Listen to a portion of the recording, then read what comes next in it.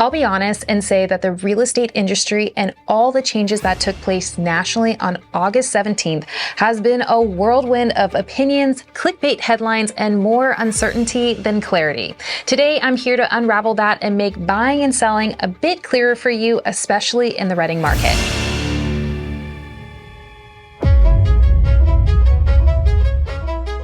Hey guys, I'm Faith Barrett with Rooted in Reading, your local real estate resource here in Reading, California.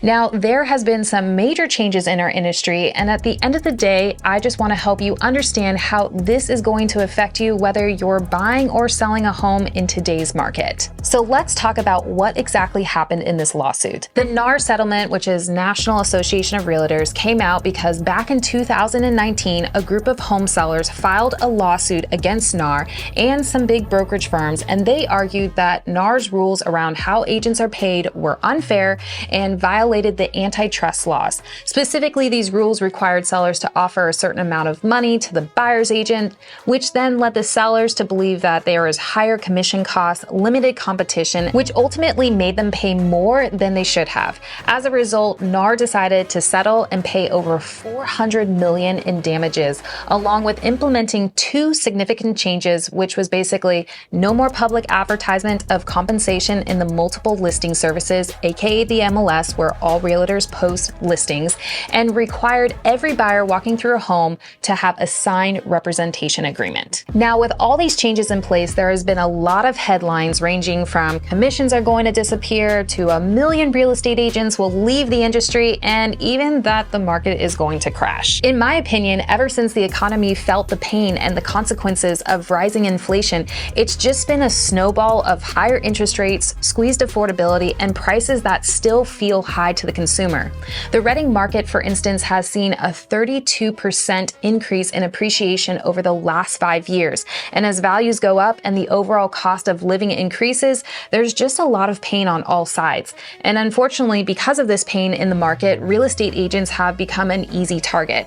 So whether that's fair or not, or whether you agree or disagree, it has made our industry more transparent in some ways and has shed light on the behind the scenes of real estate transactions based on this settlement that has occurred. So let's break down the changes for you. Before all of this, a seller and a listing agent, somebody who is representing the seller, would enter a binding agreement to market and sell the home. And in this agreement included a negotiated commission of what they wanted to be paid.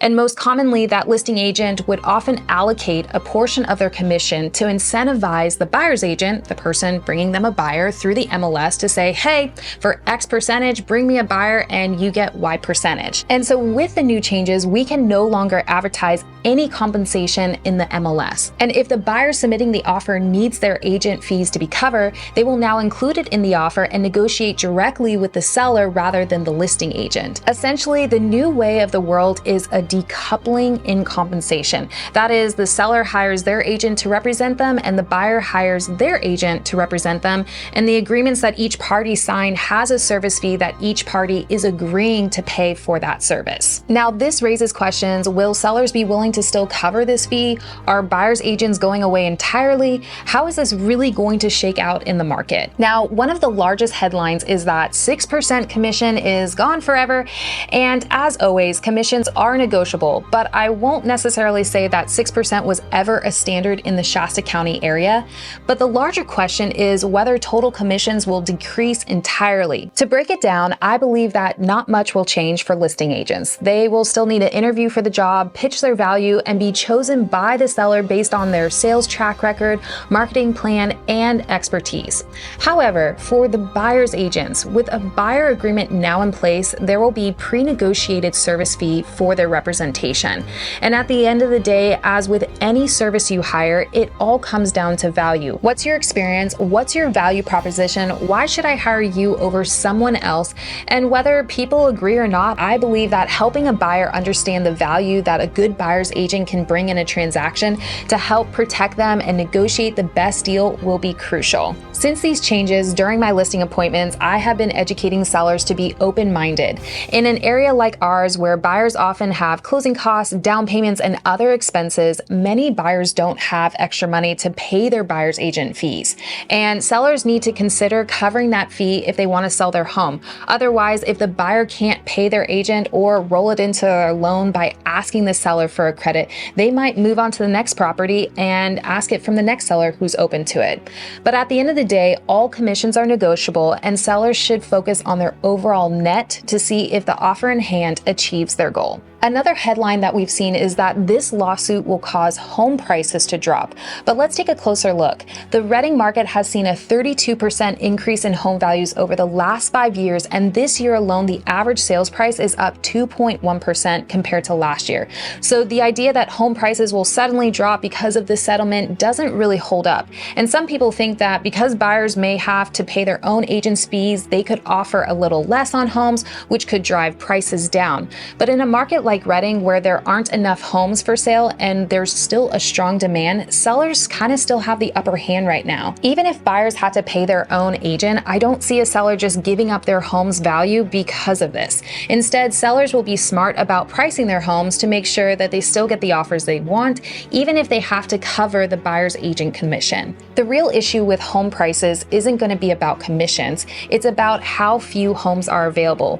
When there's low inventory and lots of buyers, prices stay strong because good homes get snatched up quickly and even get multiple offers. So, while the way commissions are handled might change, the main factors that drive home prices, like demand and how many homes are for sale, will still have the biggest impact. Now, the last headline I've seen is that 1 million agents will leave the industry because of these changes. To be honest, in an industry where the entry barrier is relatively low, you can get your license pretty quickly. I think that this might actually be a good thing in the long run. Now, here's why. Right now, it's easy for anyone to jump into real estate, but that doesn't always mean that they're fully committed or prepared to offer the best services to their clients. If these changes cause some agents to reconsider their place in the industry, especially those who are part-time or maybe not really active, it could help raise the overall standard of professionalism.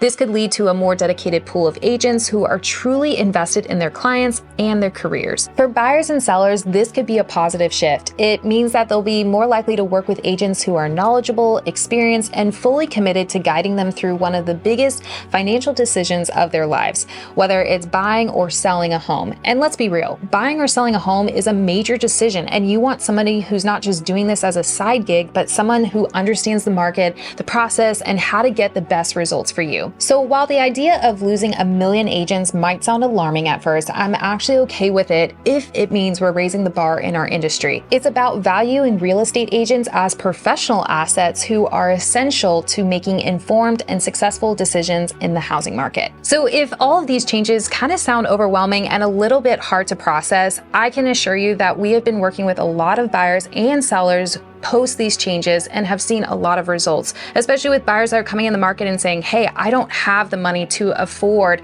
to pay you and also try to buy a house. And let me be clear, there's lots of options that we can navigate these changes together. And if your holdup is, well, I don't want to go see a house if I don't even know who I'm working with, again, with the agreement in place to walk you through a house, there's lots of different variations to those agreements to make it most comfortable and suitable for you. At the end of the day, interview. Know who you're working with, whether you're listing your house, whether you're buying a house, to understand why you're potentially getting into contract with that person for the biggest decision of your life. As always, thanks so much for tuning into this week's episode of Rooted in Reading. I know it was a little bit of a different episode, but I think it's really important that if you're considering making a move here or possibly moving out, that you know the changes that are happening in our real estate market. Don't forget to subscribe and comment below what your thoughts are on these changes. And if you have any other questions, I would love to be a resource. We'll see you next week.